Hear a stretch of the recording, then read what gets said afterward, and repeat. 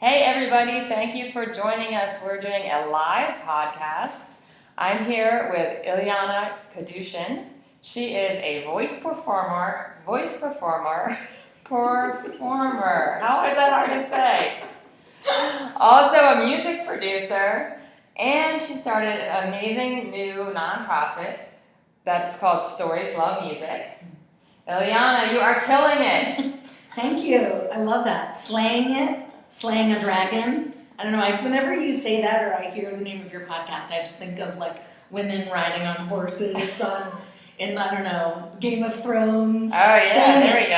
Slaying There we go. We need a new Slaying all logo. the Maybe that'll be dragons. the logo design. Mm-hmm. So you have so many different roles. Your career just seems to me like a series of super interesting projects, and I'm really envious of that. Let's start out by talking about your newest venture, Stories Love Music. Could you tell us what that is? So Stories Love Music is a creative engagement program that utilizes storytelling and music for elders with memory impairment, different stages of dementia and Alzheimer's, and also their caregivers, both professional and family. And this came to me, the kernel of this came to me during Hurricane Sandy, when a lot of seniors were displaced and put up in shelters. And I just had one of those light bulb moments where I saw this great need out there, or sort of a need, something that needed to shift in terms of the aging population, in terms of how we age. And then it started to grow, and the program started to develop. What is it? What it was began to develop, and multiple branches of the tree came about, because initially it was for the actual senior, but then I started to see this caregiver community, this 40 million, I think the statistics that AARP gave, where there are 40 plus million people doing caregiving as both professionals and family, and a lot of that is unpaid. So we're talking major burnout, and I'm just a firm believer that creative energy and creative engagement will both relieve that burnout for the caregiver and also deepen the relationship between the person that they're taking care of. So just in May of this year of 2017, Stories Love Music became Stories Love Music Inc. So it's now gotten its 501c3 status, which I've won grants in the past by having fiscal sponsorship, and this will allow me to really pursue my own funding. I really want this to spread across the nation and really be a part of a real shift in thinking. We've been talking a lot in the Facebook group that we started, the Yates Society, about how elder care disproportionately falls on the shoulders of women.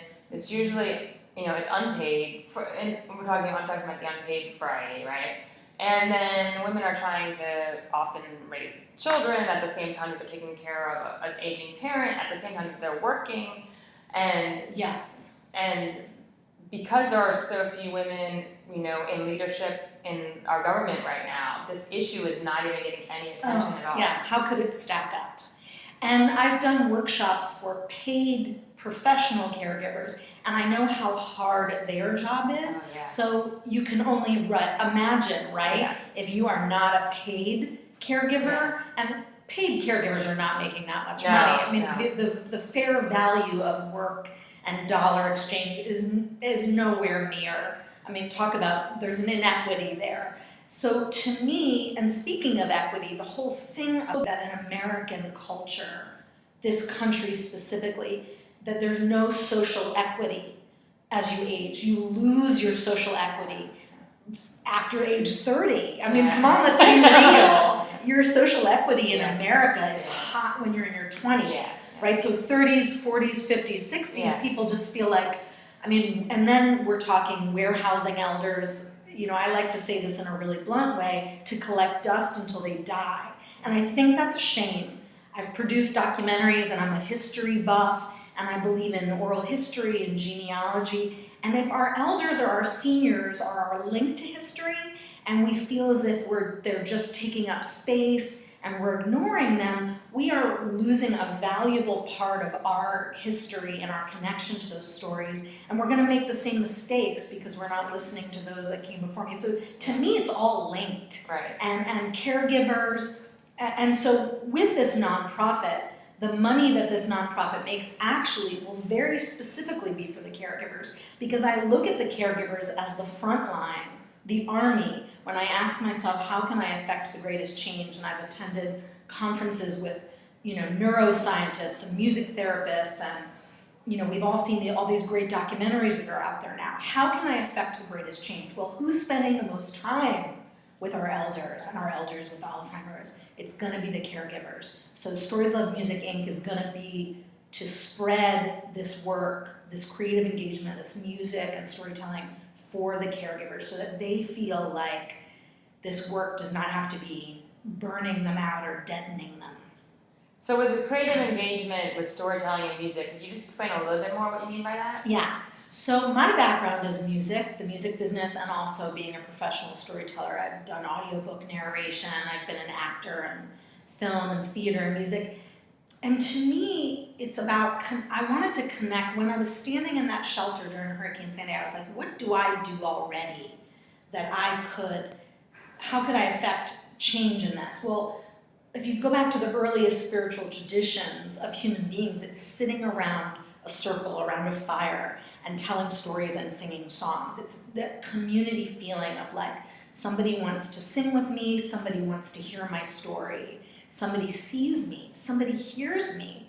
And so the work of Stories Love Music is teaching, you don't have to be a professional singer, you don't have to be a professional storyteller, you just have to take those elements, and I teach people how to use, first I let them experience it, the caregivers get to experience the power of, so music leads us to story, right? You listen to a song and you're like, that song reminds me of this time. So I use the music as like a doorway to storytelling. It gets verbal prompting out of people that are, for all intents and purposes from the outside, people think are not in there. So I say to a caregiver, somebody that you're taking care of that you think is not present with you and is not engaged, you can actually bring them into presence with you by using music and verbal prompting and getting them to, and I've seen it, I do a lot of field work with the elders so that when I'm training caregivers, I know what I'm talking about. And it's like, remember that movie way back, The Awakenings with Robin Williams and I'm trying to remember who else was in it, Robert De Niro? And it was like people coming out of a state where they, are, for all intents and purposes, not making eye contact, not speaking. And I've seen with music and verbal prompting, people come alive and their personality is reanimated and they're suddenly remembering things. So it's powerful work and I enjoy it, which is why I'm really passionate not only about the cause, but about the actual work. That sounds so amazing. Yeah, I'm excited to finally be in a position to really expand it. Yeah, and it's so interesting that you've taken your whole background as a music performer, music producer, voice artist, and that been able to translate it into a completely different field like that. Yeah, I've enjoyed every facet of it, of producing or scoring a film with my husband. We have a company, Lithion Music, and we've done music for commercials and films, and I've done voiceover, and I love all of that. I like any facet of storytelling and creativity. This is just, I've said to people in other interviews I've done, is that the activist side of me is relentless. Yeah. I'm like, and I have to learn how to not badger myself, but it does. At times I feel if I'm not being of service and being an activist, I kind of like, it's sort of always knocking on that inner door. Yeah. Otherwise, it just feels like I'm not doing enough or I'm not really plugged in, I'm not utilizing my gifts. And pure entertainment is great. Yeah. Being a performer and doing that stuff for entertainment value is great, and I totally get it. In this day and age with the world that's going on, we need our imaginations to be sparked and we need to escape things, but I like to, also wake people up to things. That's the activist in me. I love this point about this thing inside of you that has like a yearning to be of service, and when you're not doing it, you don't feel right. And I think that's actually true myself as well. And in my younger years, I really felt like I was spending a lot of time being of service. Mm-hmm. And then I think I lost it a bit in my career. And during that time when I was just so absorbed in working in an intense legal job and just raising small children, and I mean, that's service of its own variety. Totally. And you only have so many hours in a day, but feeling this kind of like unknown that there's just, you're not, and like you said, not utilizing your gifts, like you're given the gifts for a reason, and it's like. Maybe it's about challenge, and everybody's different on this, but if I don't feel like I'm being challenged by my work, or it's not using enough brain power, then I start to get like, kind of like, makes me feel like more out of it. Right. Or, that phrase of where you're kind of dialing stuff in. Right. We can all get on autopilot. Right. So I know when I'm really awake, or I'm doing something that's really tapping into my deepest, power or gifts, brain capacity, and I know the difference. And I think we kind of, so to me it was that idea of, I didn't understand before what being of service was. I had, great role models. My parents are really community oriented and have always been in service in their life to their community. So my role models were community activism. But I didn't really understand, well, what does it mean to be of service and be an activist? And can you do it within your work, or does it have to be this outside thing? Right. And then I realized with each year, it was about taking what I already did. Some people make it so big that they're like, I can't be of service. It's something outside. And I'm like, no, what if it's something, the skills and talents you already possess? You already have it. And then you match it with a need that you see out there. To me, that was when I really came to the understanding of what it really means, because we've all heard be of service, be of service. Right. But I didn't really know what that was going to mean for me. I also was raised with my mother being a really major activist on a bunch of issues. So maybe that's why I also have that voice inside that you feel that you need to be making the world a better place than it was, having influence. It's relentless in me. I just want to make the world a better place, and then when you look at it, you feel so powerless, and you see things in the political game and the celebrity realm and all this stuff unfolding, and you're just like, you can make yourself a little nuts. And it can be even smaller things. Like you're taking on starting your whole big nonprofit, right? But I had a guest on this show a long time ago named Kate Clark, who said she just, takes her kids to the soup kitchen every Friday. And then, they make it a family event, and and they go with friends. And, it's just incorporated into their life. I'm going to give my friend a shout out. You just reminded me. I have a friend who actually lived in Brooklyn but moved to the West Coast. But before she left, she started a nonprofit called New York Families Give Back. Okay. And she just started LA's Families Give Back. And what it is to provide families with give back opportunities to do with their kids. Oh, that's great. Because I guess up until she had realized that you couldn't take kids at a certain age. Oh. So it was preventing kids from experiencing being of service until they were 16. And we would talk and say, well, don't you think kids need to get that earlier and earlier? So if you could have family-oriented service events. Right. So she started that nonprofit, and to her that was exactly what you just said. Yeah. Of can you find those little opportunities you could just do on a Saturday or something as a fun family event, but you're also being of service. That's awesome. And especially if you make it easier for people that are, overloaded families, and it's like someone else's, I haven't had to think this through, someone else's. Yeah, they're providing the opportunities. Yay! Yes, Amy, I give you a shout out. So you mentioned before storytelling and your company, Lithium Music, and I wanted to talk about your podcast. Yes. So could you tell everybody about your podcast? So a year ago, or a little over a year, my husband and I, who've had this music company for years, we're married and we run a company together. We just celebrated our 12th wedding anniversary. So did I. Ooh, nice. Great year to get married. So I was looking for a vehicle that felt like it could hold what we were, our relationship, the uniqueness of our relationship of being married and working together. Yeah. So we decided to co-host a podcast called No I Know. The title comes from us being two only children who are married, and we're like, no I know, no I know. And we're like, shh, let me finish. So No I Know, which is on iTunes and Stitcher and all the normal places, it started so that we could say, what are the unique things of being married and also doing something creative with your partner? What is the specificity of that? Then it grew, and I started having guests on from the community at large to illuminate what we don't know. It's like No I Know is sort of this thing where we kind of feel like we all know everything. Right. And debating, and do we have to line up on paper to debate? Aren't we in a landscape now where people can say, well, we don't have to agree on everything, we can agree to disagree?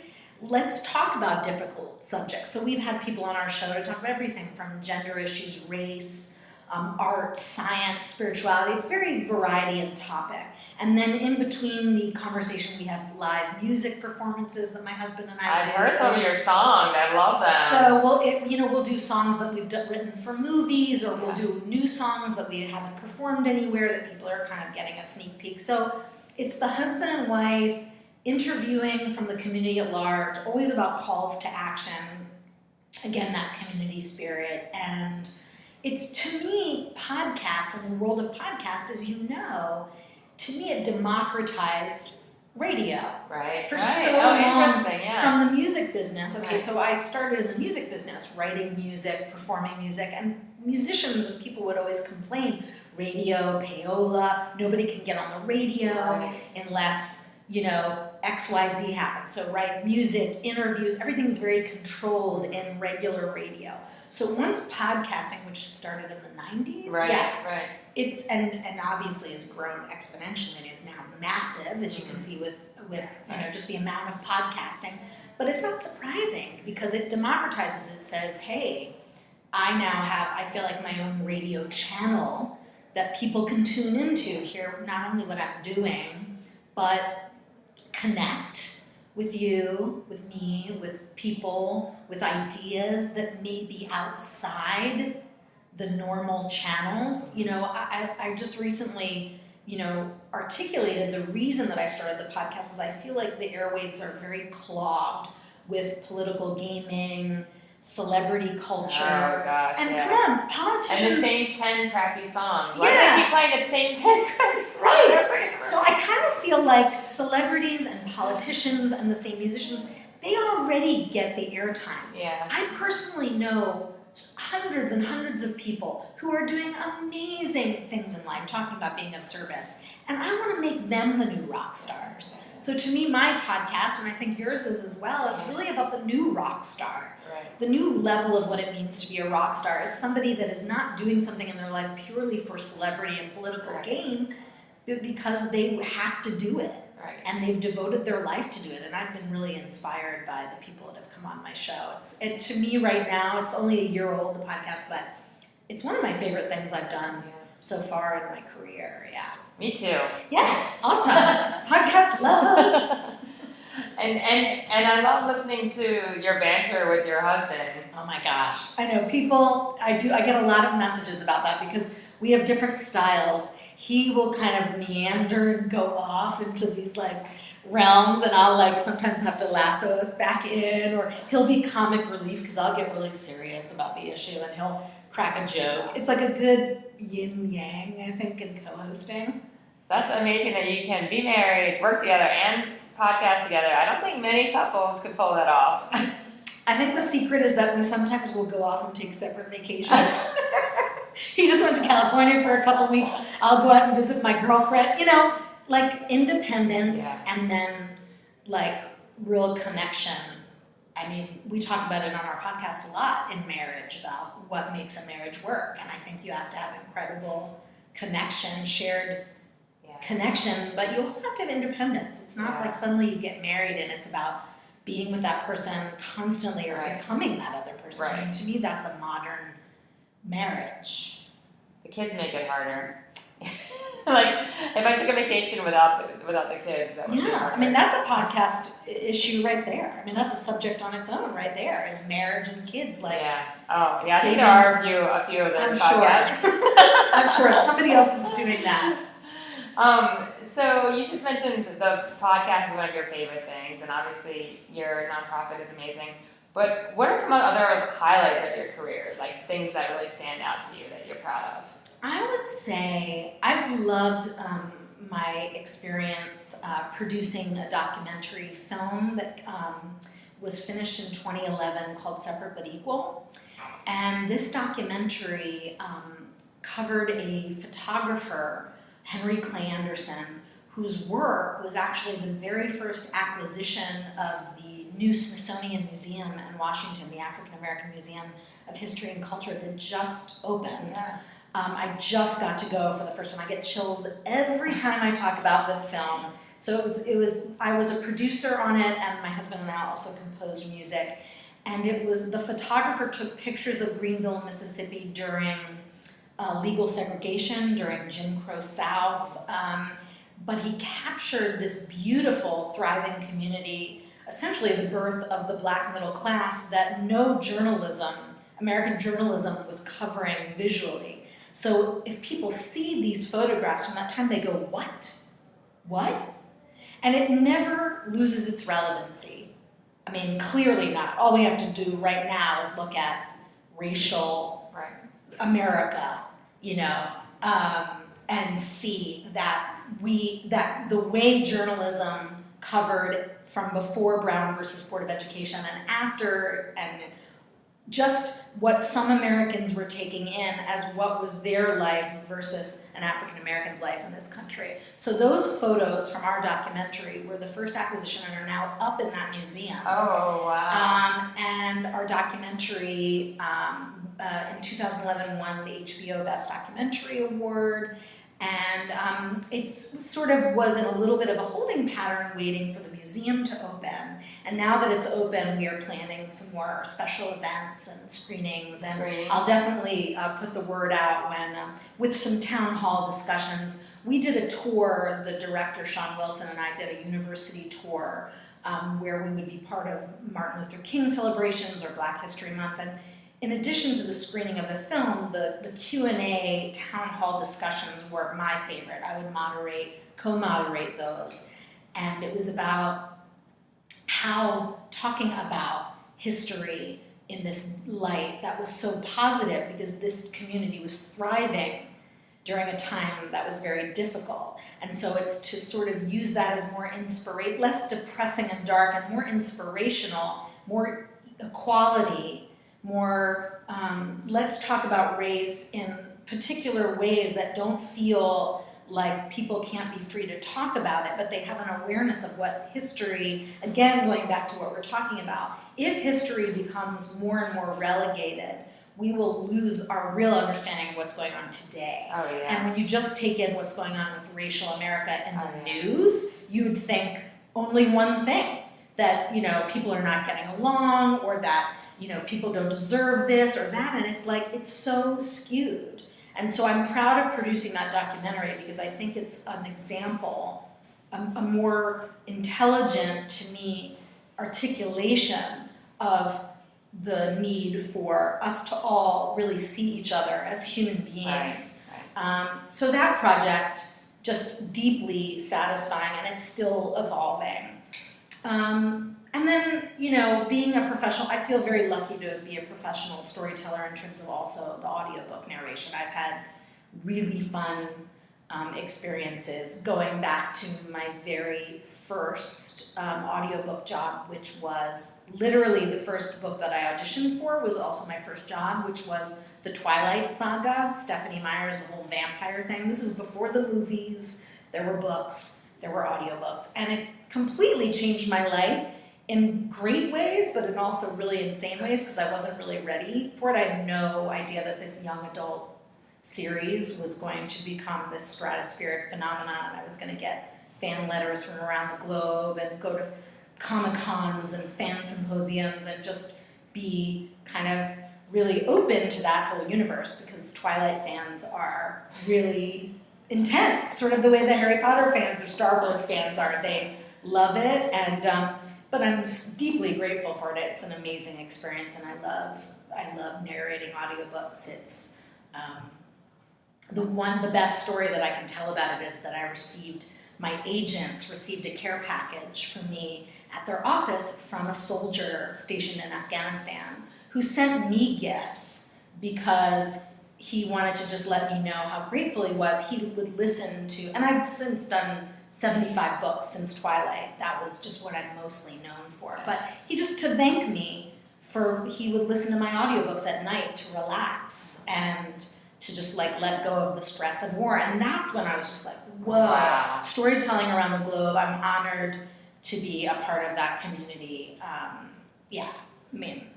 It's awesome. You do have a very soothing voice. I think I could. I'm very envious of your voice. Trance right Such now. a nice voice. Thank you. I guess that's why you went into voice as your career. I mean, talking nonstop. One thing that I've talked to a lot of women on this podcast is that a lot of people get set on the track that their family sets them on, or society sets them on, and they find themselves a banker, or a lawyer, and all of a sudden they realize, wait, I'm passionate about X, Y, and Z. But you seem to have followed your passion from the beginning.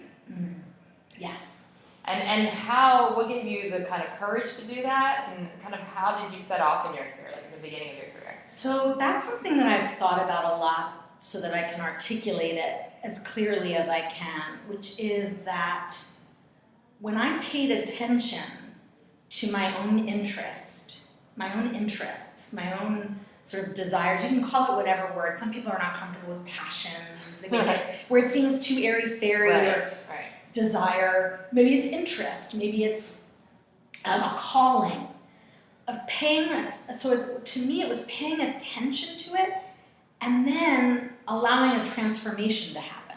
So it was transformation meeting the awareness of my interest. Because I think we can ignore a lot of things and kind of relegate them into boxes. And like you said, maybe you start out on a path and it's a fait accompli, you're going to do X. Maybe you went to school for something early on and that's what it was. For me, it just happened to be that my path was one that kept evolving. And I guess the most important word for me is transformation.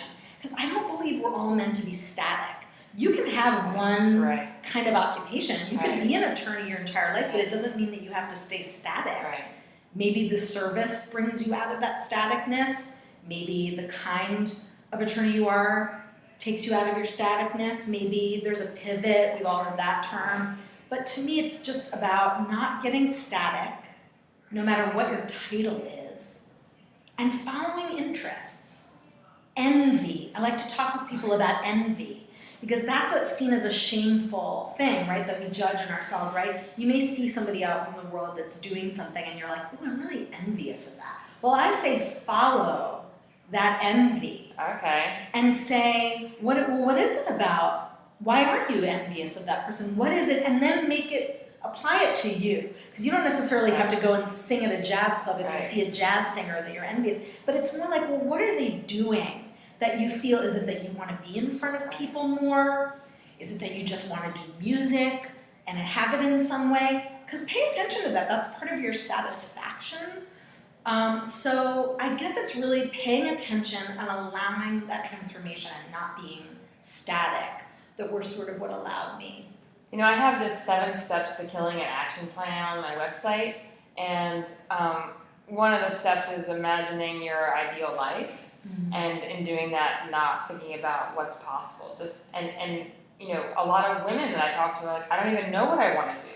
And that's one of the things that I advise them, is to look at people that you're like, wow, I wish I had her life, or I wish I had her career, or his career, and figure out what is it that you like about that, and then maybe that is what you want to be doing, right? So I like it, framing it in terms of envy is really a different way. Because when you ask them to do that, they may just stop at their sort of awareness of that person and what they're doing, and they may go, well, that's it. But what do you do with that? It's what's the next step? What's the part of their life that I'm envious about? Yeah. So you've been in tune with your interests from the get-go. Mm-hmm.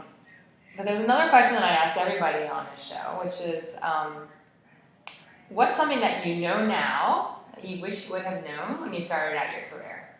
Yes, and I've listened to your podcast, so I did know that was coming. I asked my guest hard questions too, but no, I would say for me, my answer would zero in on resistance. And that word is coming up. Resistance? No, not the political resistant, the other kind, which can also be very insidious because we're less aware of this kind of resistance. So to me, this is the most difficult resistance we're going to come up against in our entire life. We all think, right, as we're growing up, that the greatest resistance is going to be outside us. It's going to be people telling us that they don't like what we're doing, that we're wrong, critiquing us. I heard your great, interview with Zephyr. Right. Right. So great example, her story of that, right? That the greatest thing is going to be what other people's resistance. What I learned and what I wish I knew, really wholeheartedly knew younger, was that the greatest resistance was my own. That I was giving myself such resistance to just being myself and to releasing that resistance so that you can really be present in every moment. We're so often kind of straddling each moment, like you're in a meeting or you're in something, but you're also kind of in the next moment, or you're in your self-doubt and in your critique. That's all resistance. And that's the most insidious because you're not aware of it. It's also the hardest to get out from under. If somebody criticizes you, you can be like, okay, that stings for a minute, but then you could just let that go and move on. Your own is a lot stickier. Oh, yeah. So for me, I wish, my 20-year-old self was just like, screw all this resistance, man. Just let it go. Stop resisting. Just go, do, be, It is true that our own internal resistance or criticism or doubt is so much more powerful than anybody else's perspective of us. Exactly. It's sticky because we're not always aware of it. We're like, why are we so uncomfortable in this moment? Or why have we made this so difficult? If we really looked inside, we're like, I'm making this difficult. I'm being resistant. It's you. And when I think about, again, the title of your podcast, Women Killing It, I think the idea is that all these women that are these great shining examples are really to me, Women Killing It means taking that resistance, throwing it on the ground and being like, what? As opposed to being like, just falling under the weight of their own resistance. I love it. What? That's my animated character all of a sudden came out like, what? I love it. I think we all need to do that, like every woman across this whole country. Before you go into anything important, alone in the bathroom stall, just be like, what? Well, I always do the power posing. I've told people, Amy Cuddy's TED Talk about power posing. Is that like that's like muscles? Like either like this or like this, and like it apparently actually affects your like hormones and your brain chemistry and all I that don't stuff. doubt it. Yeah, If you that's moving your body. She's got like a degree in neuroscience and all this or something like that. She knows what she's talking about, and it's it actually gives you more testosterone, and it actually not only makes you more powerful, but makes everyone perceive you as more powerful. Yeah. So I gotta add. I already do the power pose when I'm doing any public speaking. So I'm gonna have to do the power pose plus what? Perfect. If that helps, I'm happy that it does. I hope right? everyone. Well, language, right? Yeah. The words are self-talk. To me, their resistance is connected to our self-talk. Oh, and for the people who are going to hear the audio version of this, they're not going to know. You have to throw up your two hands. How would you describe it? I was like, throw up your two hands. Well, oh no, right. So yeah, if you're only listening to the audio, it's sort of like it's throwing up your hands like in that incredulous, like, what? What do you want from me? But you're really talking to yourself. Because you're just like, what? What's the resistance all about? What's the resistance all about? Yeah, like stop taking yourself out of the moment that you're about to walk in. Just be in that moment, be it. I love it. On that note, I think we're out of time. I don't have a clock, so I'm guessing. Well, this was awesome. It was really fun. But this was such an interesting, I could talk to you all day, such an interesting conversation. For people to check out all your different things, so Stories Love Music. Yeah, if they want to hear about the outreach, that I'm doing and the nonprofit, that's storieslovemusic.com. And then if they want to find out more about me, they can put in my name, IlyanaKadushin.com, has links to the audiobook world, the music world, to anything else that I'm doing, the films and all that kind of stuff. We'll put a link also to your website on our Facebook page and also on womenkillingit.com. Yay. So it'll be there. Are you on social media? Yeah, on Facebook, on Instagram, Twitter, all that. And then there's the Know I Know podcast, which is on iTunes. Right, thank you. Stitcher. You're good. You got so many things That's why going. you're the host Going. of this. Know I Know podcast can be found on iTunes and Stitcher, but there's links. If they go to my page, to Ilyana Kadushin, there will be links to all my stuff. But yeah, check out the podcast. All right, well, thank you so much for coming Thank today. you. Thanks for having me. It was so fun. Thank you, everybody, for tuning in. Have a great day. Bye.